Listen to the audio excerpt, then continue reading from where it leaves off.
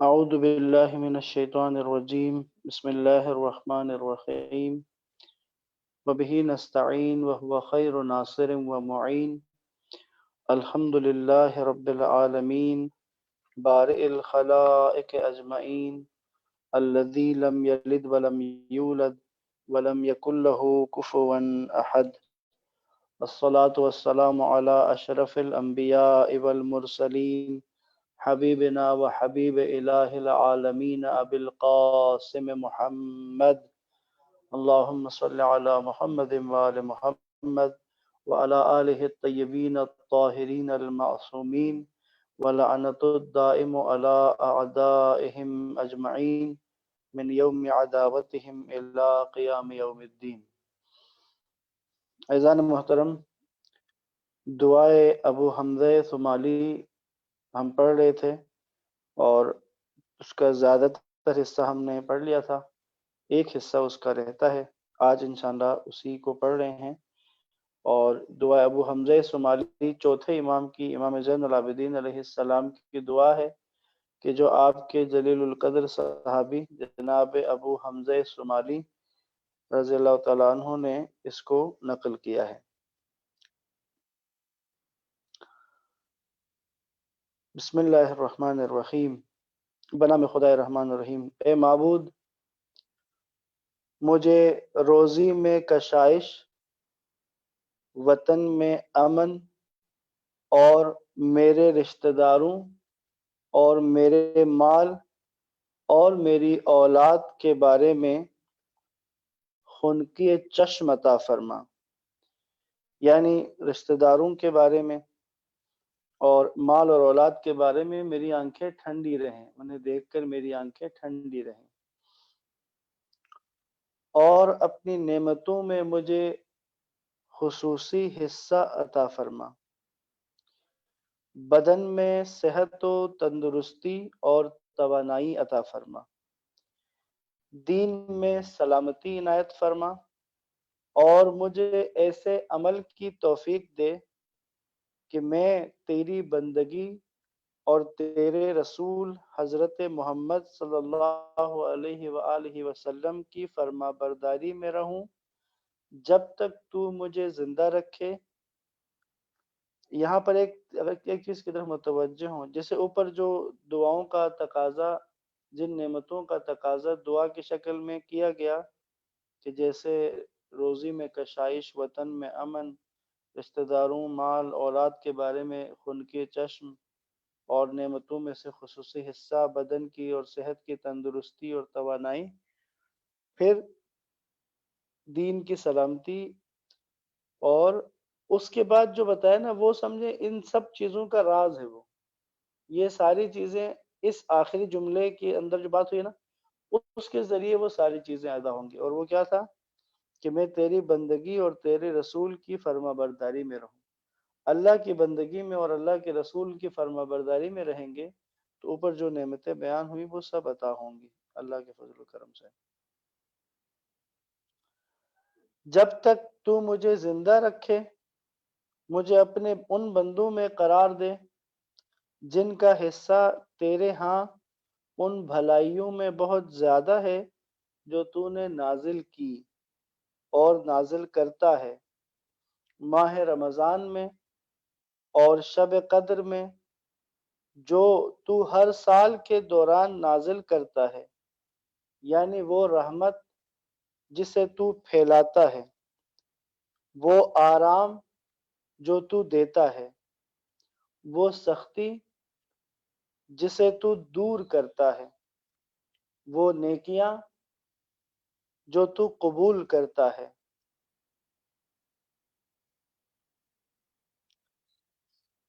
اور وہ گناہ جو تو معاف کرتا ہے، اور مجھے اپنے بیت الحرام کعبہ کا حج اس سال اور آئندہ سالوں میں بھی نصیب فرما، اور مجھے اپنے وسعت والے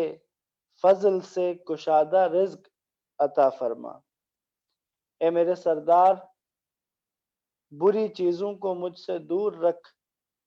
میرے قرض اور ناحق لی ہوئی چیزوں کو میری طرف سے لوٹا دے، حتیٰ کہ مجھ پر ایذا نہ رہے، اور میرے دشمنوں، حاسدوں اور مخالفوں کے کان اور آنکھیں میری طرف سے بند کر دے، اور ان کے مقابل میری مدد فرما، میری آنکھیں ٹھنڈی کر اور میرے دل کو فرحت دے، میری تکلیف اور پریشانی کے دور ہو جانے کا ذریعہ پیدا کر دے۔ یہاں پہ جیسے گناہوں کی جو معافی ہے،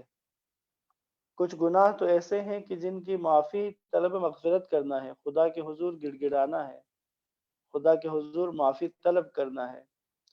لیکن کچھ گناہ ایسے ہیں کہ جن کا ازالہ کرنا ہوتا ہے۔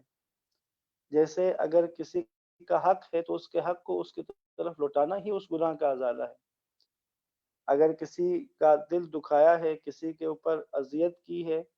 یا خدا نخواستہ کسی پر کوئی ظلم کیا ہے، تو اس گناہ کا ازالہ، اس گناہ کی توبہ کیسے ہے کہ اس کا ازالہ کرنا ہے، اس بندے کو راضی کرنا ہے کہ جس کا دل دکھایا تھا، اس بندے کا حق اسے لوٹانا ہے کہ جس کا حق ظلم کے ذریعے سے غصب کیا تھا۔ اسی طرح قرض ہے، ادا کرنا ہے۔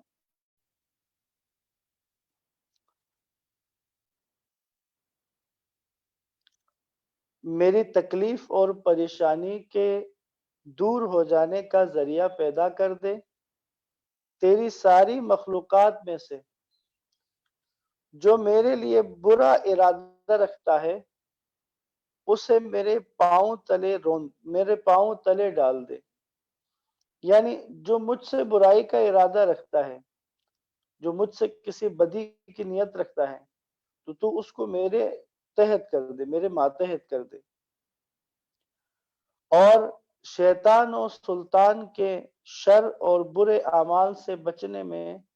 میری مدد فرما۔ شیطان کے شر سے اور جابر سلطان کے شر سے بچا، اور اس کے لیے طریقہ کیا ہے؟ برے اعمال سے بچنا ہے۔ اگر شیطان کے شر سے بچنا چاہتے ہیں تو پھر برے اعمال سے بچنا ہے، جو اسی دعا کے ہی جملے میں بیان ہوا۔ اور مجھے سب گناہوں سے پاک کر دے، اپنی درگزر کے ساتھ مجھے جہنم سے پناہ دے، اپنی رحمت سے مجھے جنت میں داخل کر، اپنے فضل سے حور العین کو میری بیوی بنا دے، اور مجھے اپنے پیاروں اور نیکوکاروں کے ساتھ جگہ دے، جو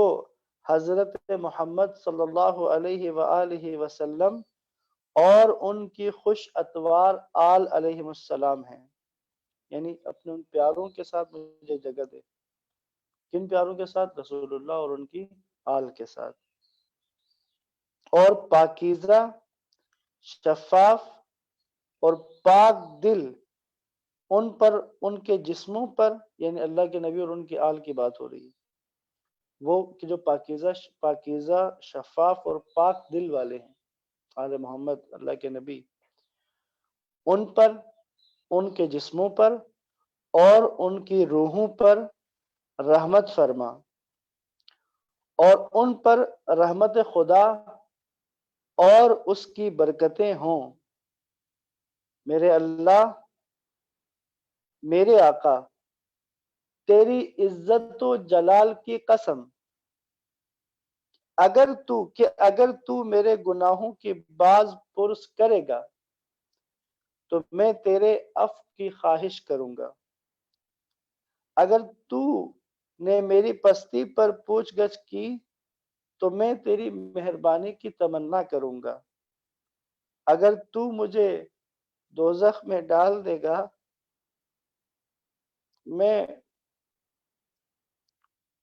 میں وہاں کے لوگوں کو بتاؤں گا کہ میں تجھ سے محبت کرتا رہا ہوں۔ میرے معبود، میرے سردار، اگر تو نے اپنے پیاروں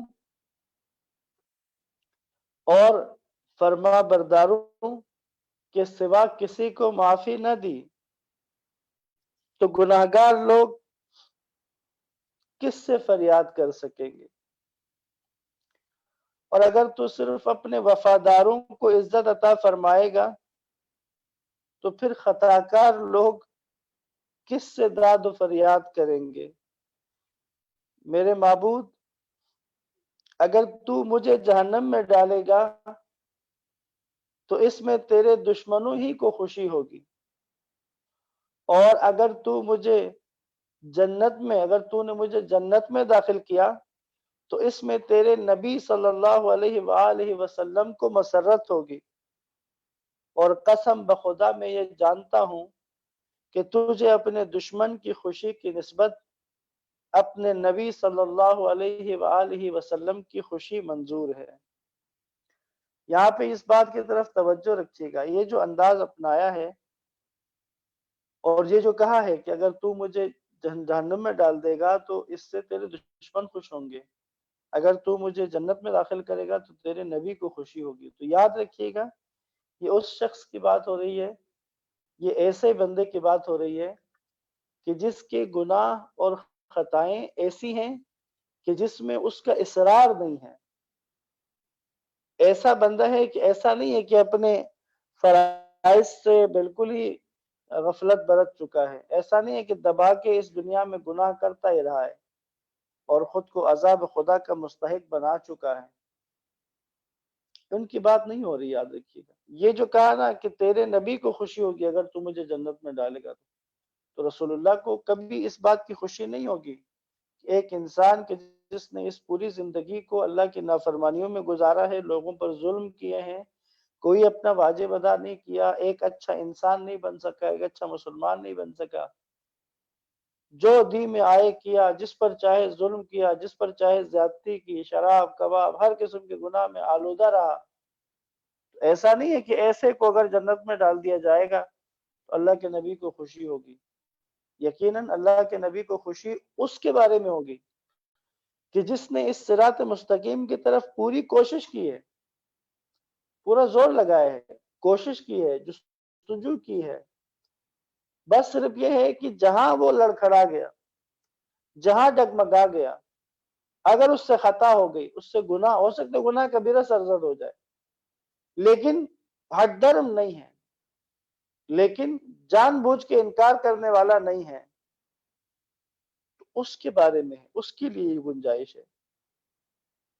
اے اللہ، میں سوالی ہوں تجھ سے کہ میرے دل کو اپنی محبت سے، اپنے رعب سے اور اپنی کتاب کی تصدیق سے بھر دے، میرے دل کو ایمان، خوف اور شوق سے پر کر دے، یعنی مجھے خوف بھی ہو اور شوق بھی ہو۔ بندے مومن کی دو حالتیں رہتی، وہ خوف میں رہتا ہے خدا کے عذاب کے ڈر سے، اور اس کو شوق رہتا ہے خدا کی رحمت کی امید سے۔ اے بزرگی اور عزت کے مالک، میرے لیے اپنی حضوری محبوب بنا اور مجھ سے ملاقات کو محبوب رکھ، اور میرے لیے اپنی ملاقات کو خوشی، کشادگی اور فخر و عزت کا ذریعہ بنا۔ یعنی خدا جب میں تجھ سے ملاقات کروں، اب یہ ملاقات چاہے موت کے وقت کی ملاقات ہو، یہ ملاقات نماز کے وقت کی ملاقات ہو،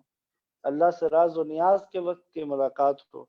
یعنی یہ ملاقات خدا ایسا ہو کہ میری نظر میں محبوب ہو، میں نے سب سے زیادہ محبت کروں اس ملاقات سے، تجھ سے ملنے کو مجھے تڑپ ہو، میں محبت کروں، میں چاہوں، میرا دل چاہے کہ میں تجھ سے ملاقات کروں۔ نماز اللہ سے ملاقات ہے، اور بندے مومن کی نشانیوں میں سے ہے کہ نماز کے وقت اس کی پوری توجہ نماز کی طرف ہوتی ہے، اگر کسی اور کام میں لگا ہوا بھی ہے تو بے چین ہو جاتا ہے۔ کیوں؟ کیونکہ اس کو محبت ہے اللہ سے ملاقات کرنے میں، اس کو لطف آتا ہے، عاشقانہ جاتا ہے خدا سے ملاقات کے لیے۔ اور جو پھر موت کا وہ لمحہ ہے بندے مومن کے لیے، وہ بھی خدا کی حضوری والا لمحہ ہے۔ امیر المؤمنین کا جب آپ کے پیشانی مبارک پہ ضربت لگی تو آپ کے منہ سے جو جملہ نکلا ہے وہ فزت ورب الکعبہ ہے، کعبہ کے رب کی قسم علی کامیاب ہو گئے۔ کیوں؟ محبوب سے ملاقات کا وقت آ گیا۔ اور علی کا محبوب وحدہ لا شریک تھا۔ اے معبود مجھے گزرے ہوئے نیک لوگوں سے ملحق فرما دے اور موجودہ نیک لوگوں میں شامل کر دے، میرے لیے نیکوکاروں کا راستہ مقرر کر دے اور میرے نفس کے بارے میں میری مدد کر،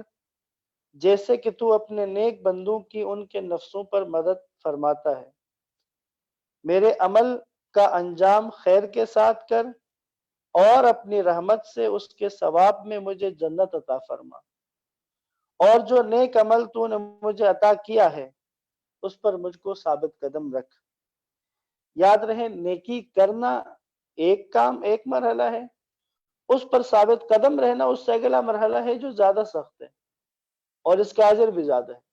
مستقل نیکی انجام دینے والا۔ کچھ موسمی نیکوکار ہوتے ہیں، سیزن وائز نیکوکار ہوتے ہیں، جیسے رمضان میں سب لوگ کوشش کرتے ہیں عبادات بجا لائیں، ذکر و اذکار میں مصروف رہیں، حتیٰ کہ اب تو آپ دیکھتے ہیں کہ جو سارا سال ناچ گانے میں مصروف ہوتے ہیں وہ بھی رمضان کے اس ایک مہینے میں موسمی جو ہے وہ نیکی کی طرف آنے کی ایک جستجو میں لگے ہوتے ہیں۔ اگر وہ خالص ہو کے کوشش کر رہے ہیں خدا توفیق دے کہ وہ مستقل اس کی طرف آئیں۔ یاد رکھیں ایمان اور نیکی کے رستے پر ثابت قدم رہنا یہ انسان کو آگے لے کے جاتا ہے، ورنہ سیزن وائز نیکی جس طرح آتی ہے اسی طرح اس کا اجر اور اس کے اثرات بھی جب وہ ختم ہو جائے سیزن تو اس کے اثرات بھی اسی طرح ختم ہو جاتے ہیں۔ اے پالنے والے جس برائی سے تو نے مجھے نکالا ہے اس کی طرف نہ پلٹا، یعنی اگر برائی چھوڑ کے آ گئے ہو، ماہ رمضان میں برائیوں کو چھوڑ کے آ گئے ہو، اب ایسا نہ ہو کہ رمضان ختم ہونے پہ دوبارہ واپس انہیں برائیوں کی طرف چلے جاؤ۔ اس لیے خدا سے دعا بھی یہی ہے کہ خدایا جن برائیوں سے تو نے مجھے نکالا ہے ان کی طرف نہ پلٹا۔ اے جہانوں کے پروردگار، اے معبود، میں تجھ سے وہ ایمان مانگتا ہوں جو تیرے حضور میری پیشی سے پہلے ختم نہ ہو۔ مجھے زندہ رکھنا تو اسی ایمان پر زندہ رکھ، اور موت دینی ہے تو اسی ایمان پر موت دے۔ جب مجھے اٹھا لے تو اسی پر اٹھا کھڑا کر، اور میرے دل کو دین میں دکھا دے۔ شک اور ستائش طلبی سے پاک رکھ، یہاں تک کہ میرا عمل تیرے لیے خاص ہو جائے، یعنی شک سے اور دوسروں کی تعریفیں سننے سے نکل آؤں میں، یعنی اپنے آپ کو اس لیے عمل نہ کروں کہ لوگ میری تعریف کریں، مجھے اس سے نکال لے یہاں تک کہ میرا عمل تیرے لیے خاص ہو جائے۔ اے معبود مجھے اپنے دین کی پہچان، اپنے حکم کی سمجھ اور اپنے علم کی سوجھ بوجھ عنایت فرما، اور مجھے اپنی رحمت کے دونوں حصے دے اور ایسی پرہیزگاری دے جو مجھے تیری نافرمانی سے روکے، اور میرے چہرے کو اپنے نور سے روشن فرما، میری چاہت اس میں قرار دے جو تیرے پاس ہے، اور مجھے اپنی راہ میں اور اپنے رسول صلی اللہ علیہ وآلہ وسلم کے گروہ میں موت دے کہ ان پر اور ان کی آل پر خدا کی رحمت ہو۔ اے معبود میں سستی، بددلی، پریشانی، بزدلی، کنجوسی، غفلت، سنگدلی، خواری اور فقر و فاقہ سے تیری پناہ لیتا ہوں۔ یعنی یہ وہ صفات ہیں، ایسی بیماریاں ہیں کہ جو انسان کو تباہ کر دیتی ہیں، لہٰذا اس سے اللہ کی پناہ میں جانا۔ اور یاد رکھیے گا اعوذ کا جو عموماً ترجمہ کیا جاتا ہے، اعوذ بعض ترجمہ سے کہتے ہیں پناہ مانگتا ہوں، جبکہ اعوذ کا معنی پناہ مانگتا ہوں نہیں ہے، کہ اگر ہم کہنا اعوذ پناہ مانگتا ہوں تو اس کا مطلب بنتا ہے کہ میں اللہ سے پناہ مانگ رہا ہوں، اب اللہ مجھے پناہ نہ دے، مجھے شیطان سے نہ بچائے، تو یاد رہے اعوذ کا جو معنی بنتا ہے اردو زبان کے حساب سے وہ ہے پناہ میں آتا ہوں، میں پناہ میں آتا ہوں، اعوذ باللہ، میں اللہ کی پناہ میں آتا ہوں، یعنی انسان خود جائے گا اللہ کی پناہ میں۔ یہاں پر جو کہا نا کہ خدا میں تجھ سے پناہ مانگتا ہوں، میں تیری پناہ طلب کرتا ہوں، میں تیری پناہ میں آتا ہوں، کن کن چیزوں سے؟ سستی سے۔ اب سستی جب تک خود ترک نہ کرے انسان، ایسا نہیں ہوگا کہ خدا کسی فرشتے کو بھیجے اور پکڑ کے بازوؤں سے اٹھا کے کام کروائیں۔ بس سستی ہے، اگر اس سے اللہ کی پناہ میں آنا ہے تو خود اس سے نکلنا ہے۔ بد دلی ہو، پریشانی ہے، بزدلی ہے، کنجوسی ہے، غفلت ہے، سنگ دلی ہے، خاری ہے، فکر و فاقہ ہے۔ فکر و فاقہ سے بھی اگر اللہ کی پناہ میں آنا ہے تو اس کے لیے کوشش کرنی ہوگی، ہاتھ پیر چلانے ہوں گے۔ اور تمام سختیوں اور بے حیائی کے ظاہر اور پوشیدہ کاموں سے تیری پناہ میں آتا ہوں، اور تیری پناہ میں آتا ہوں سیر نہ ہونے والے نفس پر، اور پر نہ ہونے والے شکم، نہ ڈرنے والے دل، نہ سنی جانے والی دعا اور فائدہ نہ دینے والے کام سے، اور تیری پناہ میں آتا ہوں اے پالنے والے اپنے نفس، اپنے دین، اپنے مال اور جو تو نے مجھے دیا ہے اس میں راندے ہوئے یعنی نکالے گئے شیطان سے تیری پناہ میں آتا ہوں پروردگارا۔ بے شک تو سننے والا، جاننے والا ہے۔ اے معبود، سچ تو یہ ہے کہ تجھ سے مجھے کوئی پناہ نہیں دے سکتے، یعنی خدا اگر میں تجھ سے فرار کروں، تیرا مجرم بن جاؤں، تو میرے لیے کوئی جائے پناہ نہیں ہے، کوئی نہیں ہے کہ جو مجھے سنبھالے، کوئی نہیں ہے کہ جو تیرے مقابلے میں مجھے پناہ دے۔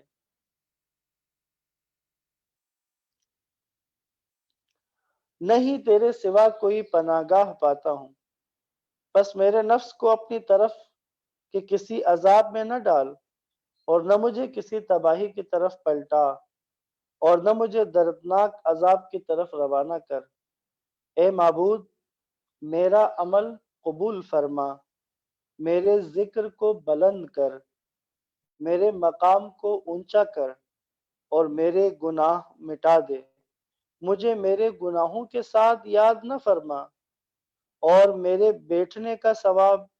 میری گفتگو کا ثواب اور میری دعا کا ثواب اپنی خوشنودی اور جنت کی شکل میں دے۔ یاد رکھیے گا جب طلب کی جا رہی ہے، ہم لوگوں کی دعاؤں میں اکثر کیا ہے، اگر آپ غور کریں، میں اور آپ اگر ہم غور کریں، ہماری اکثر دعائیں دنیا کے لیے ہوتی ہیں، ہم دنیا مانگ رہے ہوتے ہیں، دنیا کی چیزیں مانگ رہے ہوتے ہیں، یہاں کی دولت، یہاں کے پیسے، یہاں کے کاروبار، یہاں کی نعمتیں، یہاں کی آسائشیں، اس دنیا کے لیے، اولاد کے لیے سکون و راحت، گھر کا سکون، اس دنیا کی زیادہ تر چیزیں ہماری دعاؤں میں 80% چیزیں ہم دنیا کی مانگ رہے ہوتے ہیں، جبکہ جو حقیقت ہے، جو ہونا چاہیے، جیسے اس آخری جملوں میں دعا کے کہ خدایا میری تمام ان اعمال کا، میرے بیٹھنے اٹھنے، کام کرنے، نیکی کرنے، دعا مانگنے، اس سب کا جو ثواب بنے، تو وہ ثواب تو مجھے دو چیزوں کی شکل میں دے۔ ایک، خوشنودی، تیری رضا، یعنی تو مجھ سے راضی ہو جا، اور دوسرا پھر اس مجھے جنت عطا کر دے۔ اے پالنے والے، وہ سب کچھ دے جو میں نے مانگا ہے، اور اپنے فضل سے اس میں اضافہ کر دے۔ بے شک میں تیری چاہت رکھتا ہوں، اے جہانوں کے پالنے والے، اے معبود،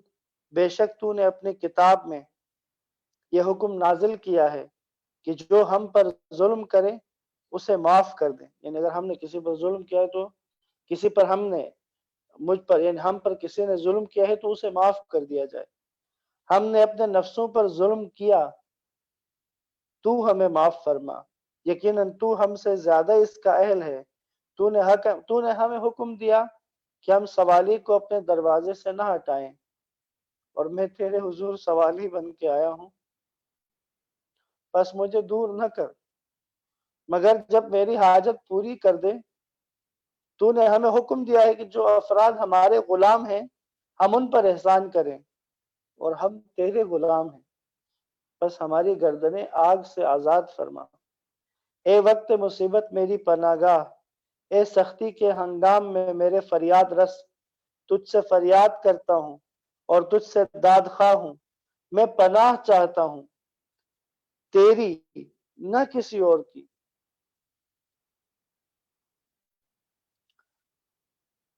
اور سوائے تیرے کسی سے کشائش کا طالب نہیں ہوں۔ یعنی میرے لیے جو وسعت ہو،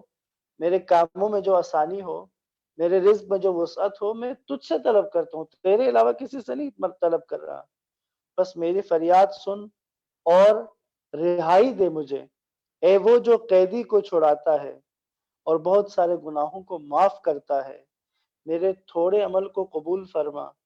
اور میرے بہت سارے گناہ معاف کر دے، بے شک تو بہت رحم کرنے والا، بہت بخشنے والا ہے۔ میرے تھوڑے عمل کو قبول فرما، اس کا یہ مطلب نہیں ہے کہ انسان عمل تھوڑا کرے، نہیں، ہم جتنا بھی کریں، اگر ہم ان نعمتوں کا، خدا کی ان رحمتوں کا جو ہم پر اللہ کرتا ہے، اس کے تقابل میں دیکھیں تو ہمارا عمل بہت تھوڑا ہے۔ یاد رکھیے گا، اس تھوڑے عمل کا یہ مطلب نہیں کہ تھوڑا کرنا ہے، زیادہ عمل نہیں کرنا، نہیں، زیادہ کرنا ہے، زیادہ سے زیادہ کرنا ہے، لیکن اس کو زیادہ سمجھنا نہیں، اس کو تھوڑا ہی سمجھنا ہے۔ میرے تھوڑے عمل کو قبول فرما، میرے بہت سارے گناہ معاف کر دے، بے شک تو بہت رحم کرنے والا، بہت بخشنے والا ہے۔ اے معبود، میں تجھ سے ایسا ایمان و یقین مانگتا ہوں جو میرے دل میں جمع رہے، یہاں تک کہ میں سمجھوں کہ کوئی چیز نہیں پہنچتی سوائے اس کے کہ جو تو نے میرے لیے لکھی ہے، اور مجھے اس زندگی پر شاد رکھ جو تو نے میرے لیے قرار دی ہے، اے سب سے زیادہ رحم کرنے والے۔ یہاں پر دعائے ابو حمزہ صومالی کا اختتام ہوتا ہے۔ خدا کے فضل و کرم سے ہم نے اس ماہ مبارک رمضان کے ان ساعات میں، سحر کے ان اوقات میں، ان دعاؤں کا سلسلہ جو شروع کیا ہے، انشاءاللہ اس کو جاری رکھیں گے۔ مفاتیح الجنان کے ساتھ ساتھ ہم صحیفہ سجادیہ کی دعاؤں سے بھی استفادہ کریں گے۔ کل انشاءاللہ میں صحیفہ کاملہ میں سے ایک آدھ دعا میں ضرور اس کا شروع کروں گا، تو انشاءاللہ کل 4:15 سے اسی ٹائم پہ انشاءاللہ دعا کی نشست جاری رہے گی۔ اگر کوئی سوال ہے تو بسم اللہ، نہیں تو ہم دعا سلامتی و ضمانت سے اختتام کریں گے۔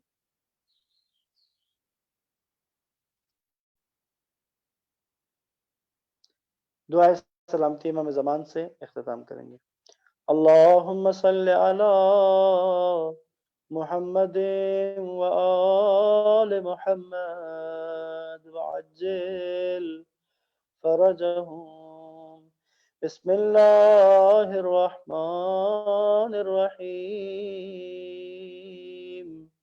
اللہم کل ولیک الحجت ابن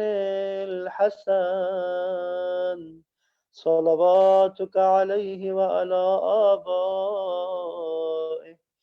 في هذه الساعة وفي كل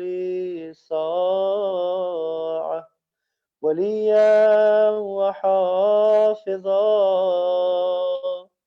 وقاعدا وناصرا ودليلا وعينا حتى تسكنه أرضك توءا